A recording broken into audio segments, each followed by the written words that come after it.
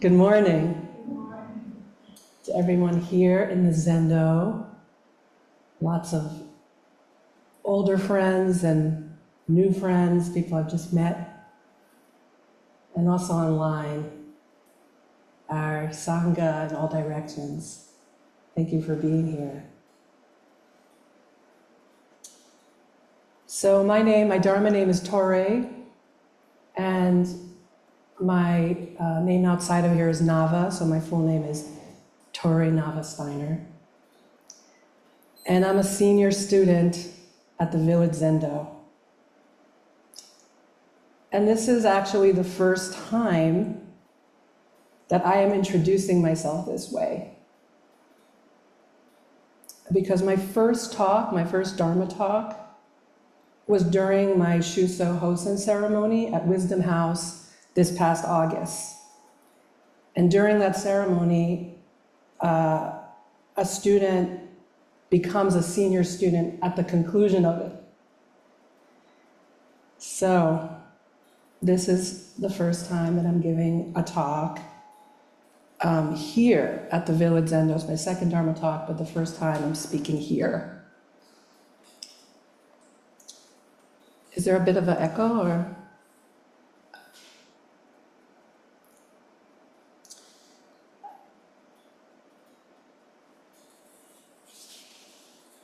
So, okay, that sounds better.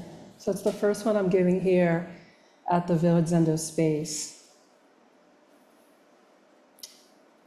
And as I prepared these words, for this talk, as I thought about giving my first talk here in this space, and actually as I say it to you right now,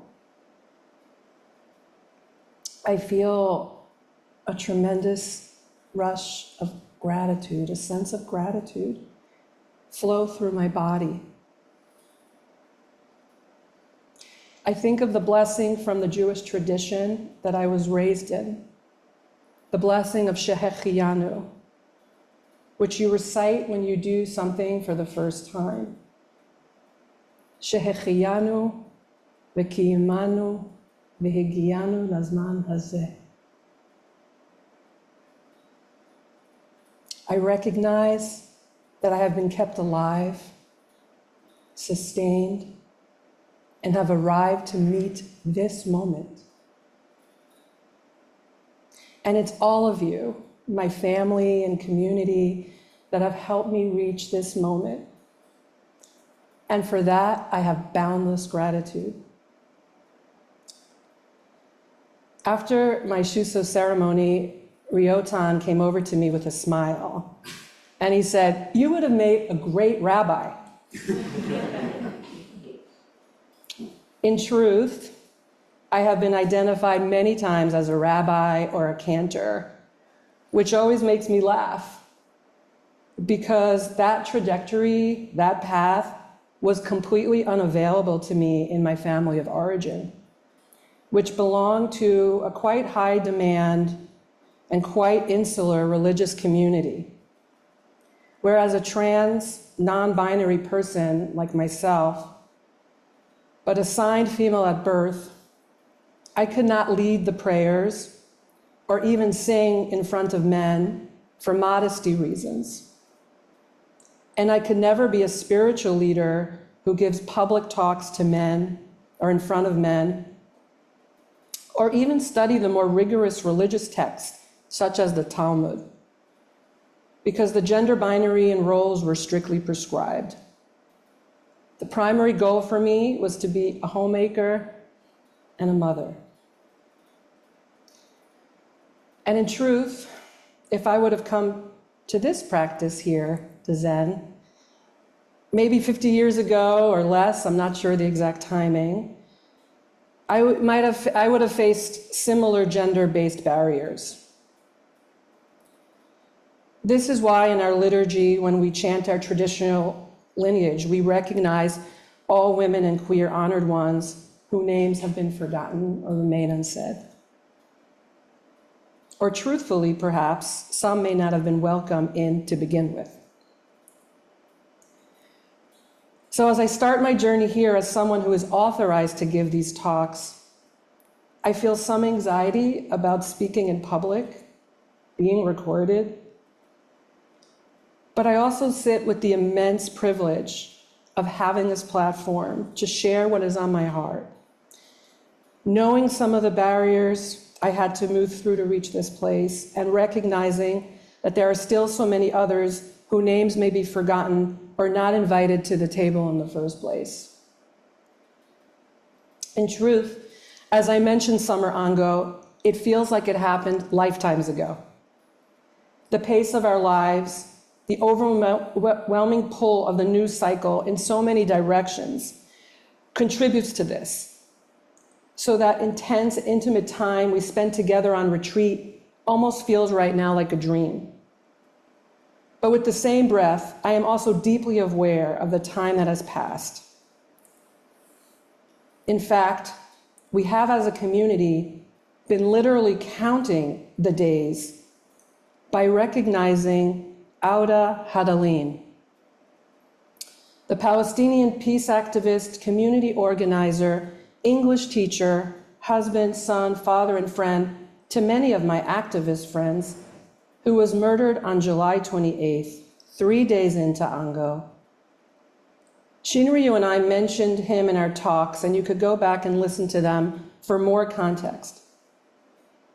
His name is on the altar, and tomorrow is the 49th day of his passing. In these 48 days, his killer, Yinon Levy, is still free and has not been brought to justice. 48 days that his village of El Khair and other villages in the West Bank are under severe and brutal attack. And just yesterday, on the 47th day of his passing, Basel, the Oscar winner director of the documentary film No Other Land, who Auda was in this documentary, which documents the ethnic cleansing of these villages, Basel's family was attacked and injured, and his home was invaded by the military. 48 days where the bombing and starvation in Gaza continue. 48 days that for many around this globe, and here on our own soil, there are so many places of suffering. Hearts are breaking over and over again. In this often painful world of ours, how can we respond? One of my incredible friends, Tamara Gayer, is an activist and organizer of the New York chapter of Standing Together, a collective of Palestinian and Israelis who organize for justice and equality on the land. She traveled recently, together with a group of Israeli mothers, to the West Bank to visit Auda's village and to visit his mother and the women in that village sitting in the mourner's tent. She bore witness to people that she describes, and I asked her to send me some of her reflections. She wrote, "They are living in excruciating pain, deep in grief, terror-stricken, clinging to life, searching steadfastly yet frantically for any and every means to protect themselves and secure even basic subsistence."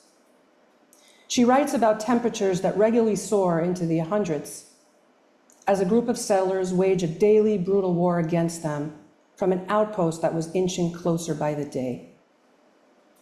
They can be expected to be run over by a tractor or beaten with bats or shot to death, as in the case of Auda.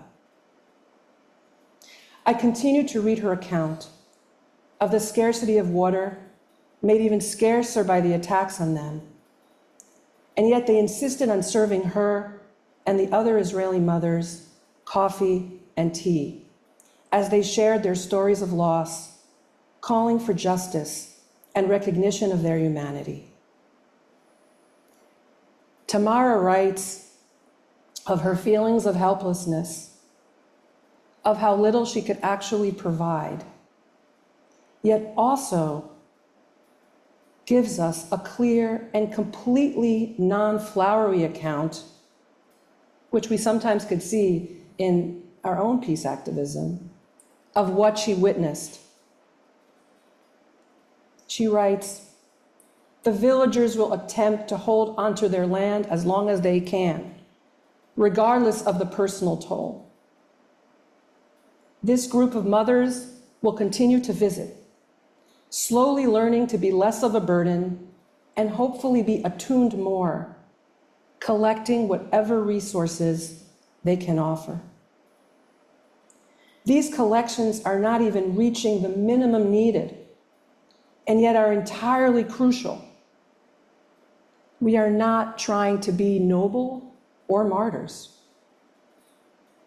We cannot repay the debt of the violence inflicted by our peers, and yet at this moment, it was impossible to devise a better way to support the people. But who knows," she continues, trying to infuse some hopefulness into this challenging situation. "Maybe we will all be lucky for a change, and history will intervene, and the village will be able to remain where it is."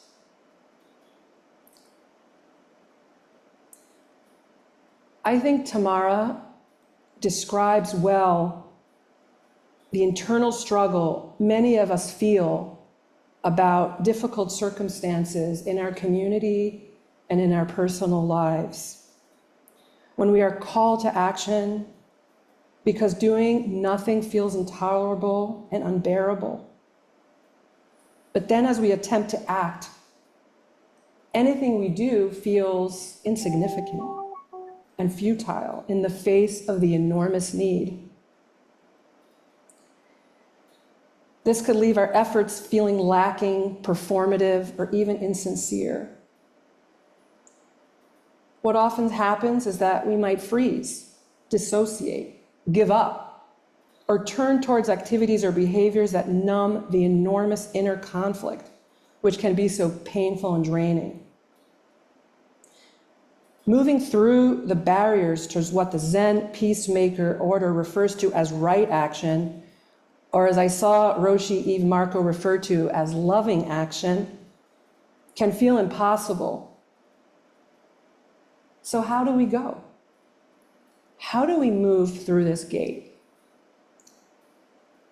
So don't worry, because Zen has many koans that refer to barriers and gates. Like this one. I came across recently the 9th case from the Blue Cliff record.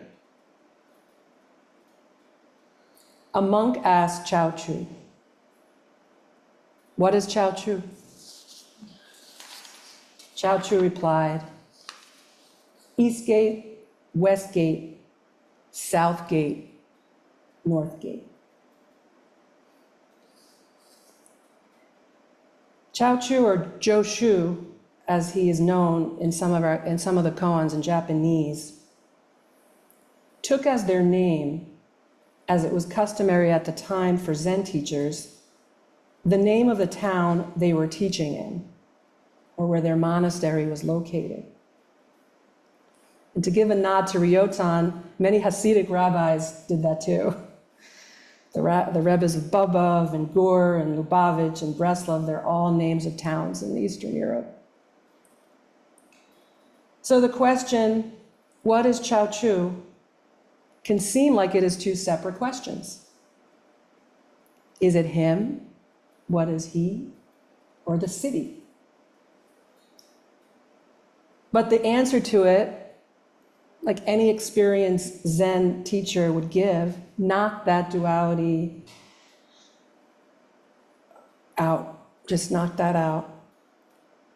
And just like, as Shinryu told me, when Enkyo Roshi was asked, what is her practice? Her answer was, Manhattan. So Chao Chu describes himself in the city as having 4 gates. And walls and gates were common to those cities, just like the famous one I grew up close to, the old city of Jerusalem, which has 8 of them.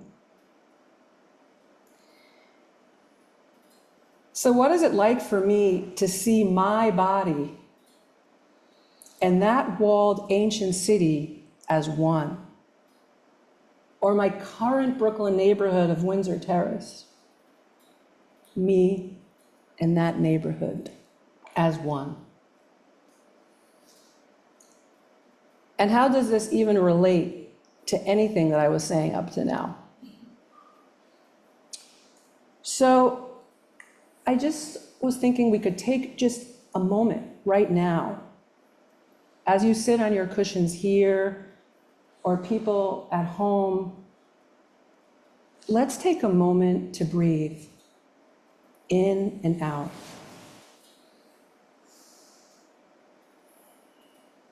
Let's imagine our whole body as that gate.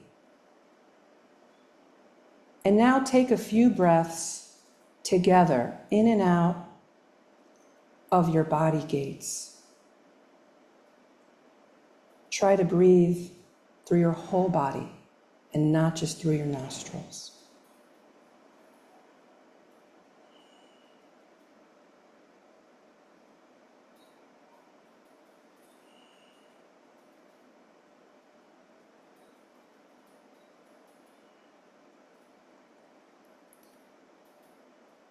When we are in this space, we invite it all in. Like Kojin mentioned in his moving talk this past Thursday, all that is, and all that is right now, whether it's heavy or it's joyful, horrific, if it's not enough or just enough. When you breathe in and out,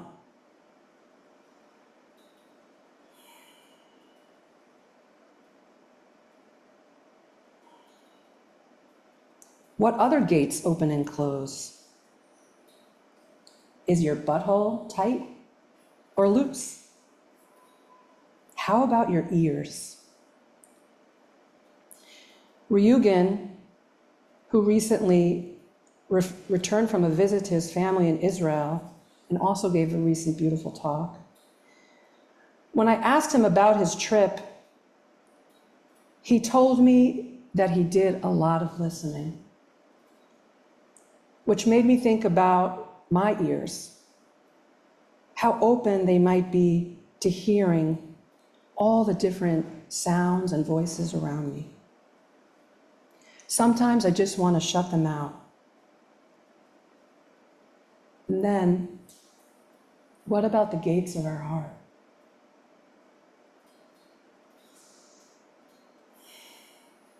As I breathe here together with you, as I share some of the things that are on my heart and mind, I can feel both the constriction, the tension, and the anxiety, but also the relief, the freedom of expressing the truth of this moment.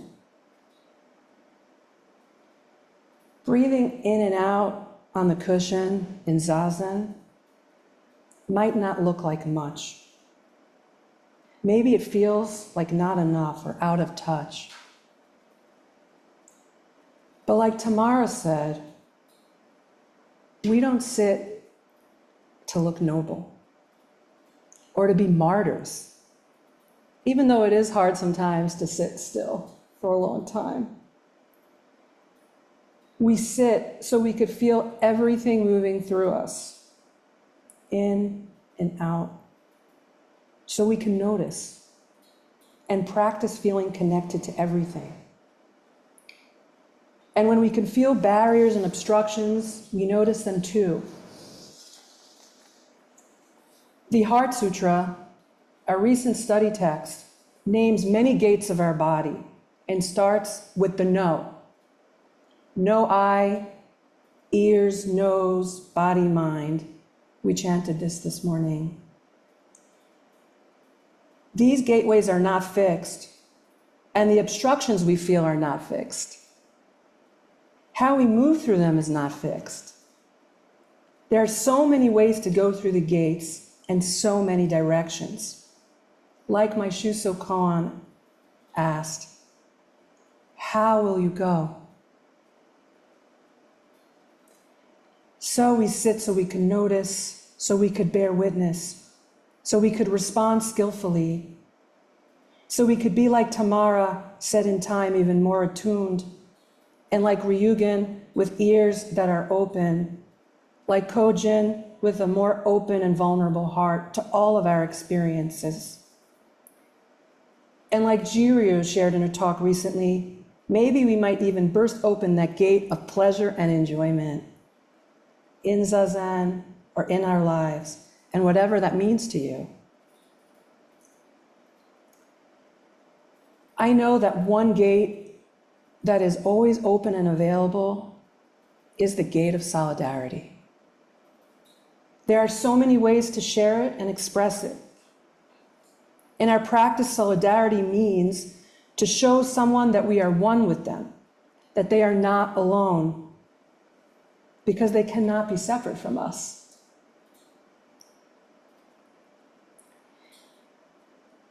When we came back from Summer Ango, Torei, who is here today, and I received hate mail. My heart sank when I saw the envelope. On it, it was written in this childish handwriting, "Wait," and it was stamped and addressed to us. And inside, scrawled in childish writing, it said, "You hung a disgusting flag on an American flagpole." They were referring to the pride flag we had hung on the flagpole left behind by the previous tenants, which, for the record, knew they were selling the house to a queer couple and were very happy to do so. The writer of this letter continued to write, "The Proud Boys have been notified." A chill shot through my heart. "You should have died in your mother's vagina." Now, they used a much more vulgar word, which starts with the letter C. We were horrified, disturbed, a little rattled. And then we told our community, our neighbors, most of them cisgendered and straight. One of them immediately took the letter to her friend, our local council person, who shared it with the local police, the local precinct. But the greatest act of solidarity, one we could have never expected, was our neighbors across the street, who erected an even bigger flagpole in their yard, and on it hung the biggest gay pride flag you have ever seen. East Gate, West Gate, North Gate, South Gate. So many ways they could have gone. And they chose this, to make it clear and let us know that we are not alone. FYI, this couple right now is in hospital in the process of giving birth to their first child. And I know that these two people are going to be wonderful parents.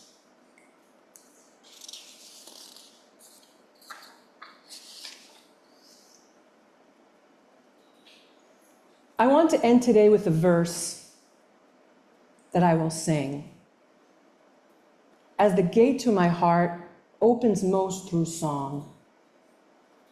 It's why I love being Ino.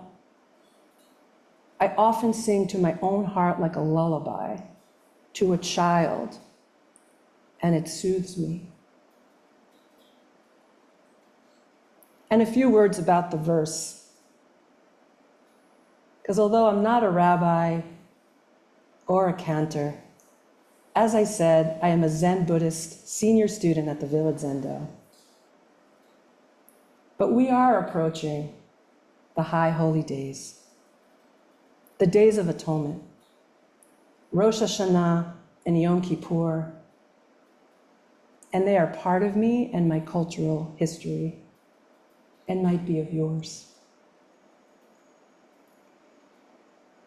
So here is an atonement chant that is recited every day in the month of Elul, the month leading up to the new year. This year, personally and collectively, we have much to atone for. Here is the translation in English before I sing it in Hebrew. It is called Master of Forgiveness. Master of Forgiveness, Examiner of hearts, Revealer of the depths, Speaker of righteousness. We have sinned before you. Have mercy upon us. Or if you want to think of the Zen atonement chant, all evil karma ever committed by me since of old, on account of our beginningless greed, anger, and ignorance, born of my body, mouth, and thought, now I atone for it all.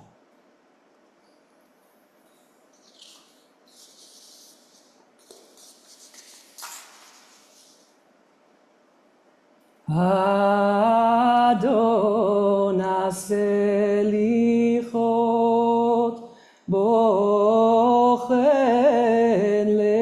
levavot gole amukot dover tzedakot chatanu lefanecha rachem aleinu chatanu lefanecha rachem aleinu.